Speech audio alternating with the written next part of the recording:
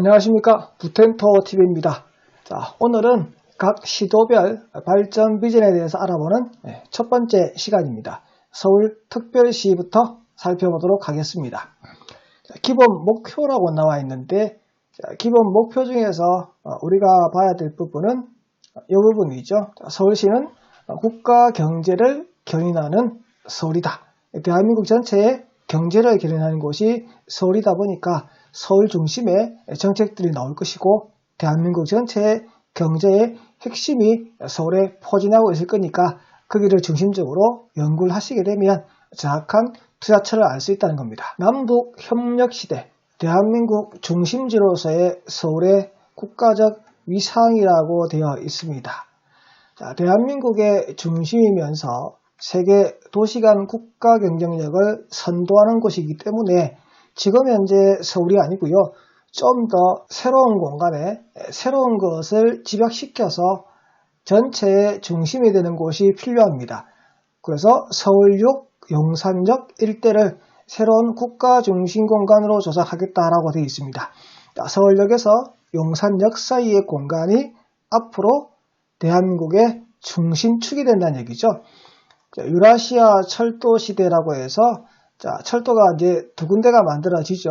두 군데가 만들어지는 게 이제 서해안선하고 동해안선 만들어지는데 그 출발점이 서울역입니다.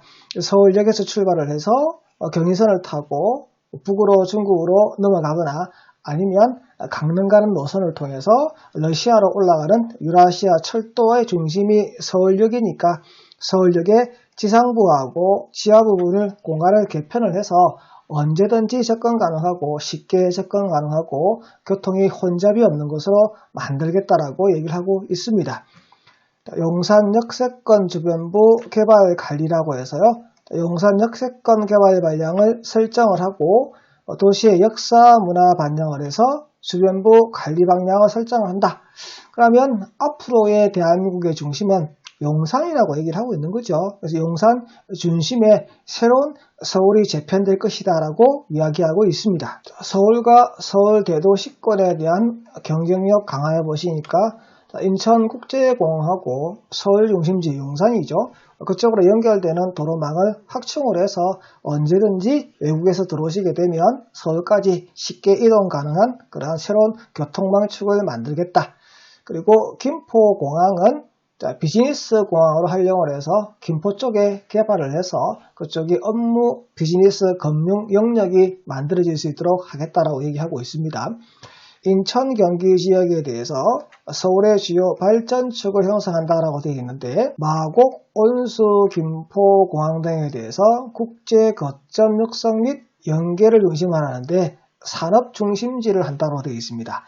기존 산업 중심을 기반으로 해서 국제 거점 도시로서 육성하기 위해서 연계를 강화하겠다. 혁신과 신산업 창출해 보시게 되면 구로 가산 디지털 산업단지라고 나오는데, 용도 지역은 중공업 지역입니다. 중공업 지역이니까 거기 공장도 되고 주거도 되고 상업도 되고 업무도 됩니다. 그래서 구로 가산 디지털 산업단지에는 연구개발, 제조, 유통, 무역, 업무 등의 통합적인 복합 용도로 개발을 하고 거기에 문화시설과 공원시설도 넣고 사람이 살 수 있는 주변의 인프라 시설을 개선을 해서 여기서 사람들이 살아가는 곳으로 해서 총량적으로 관리를 해서 혁신 산업의 창출을 위한 중심지라고 이야기하고 있습니다. 공원 녹지 체계 강화 및 개발 제한 구역의 합리적 관리를 보니까 미집행 공원이라고 되어 있는데요.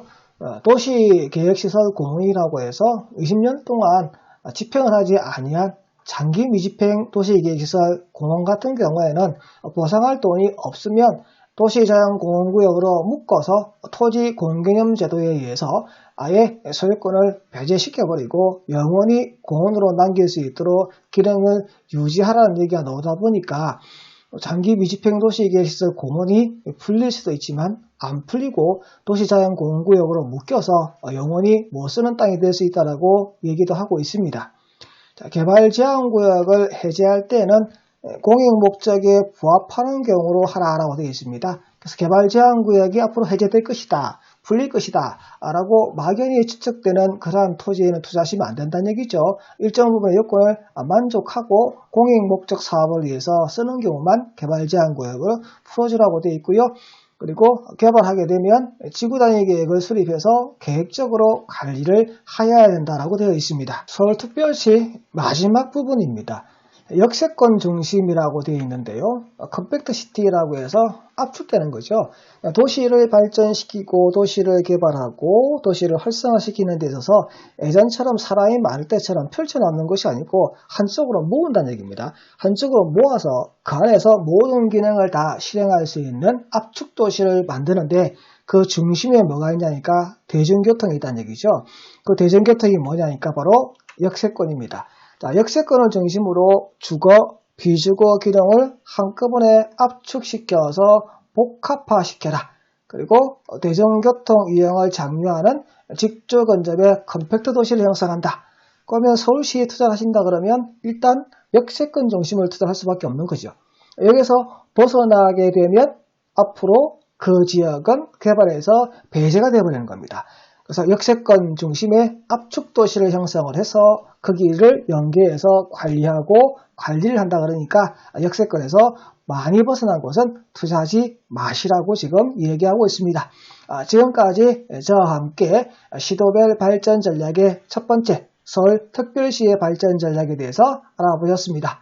구독과 좋아요 부탁드립니다. 감사합니다.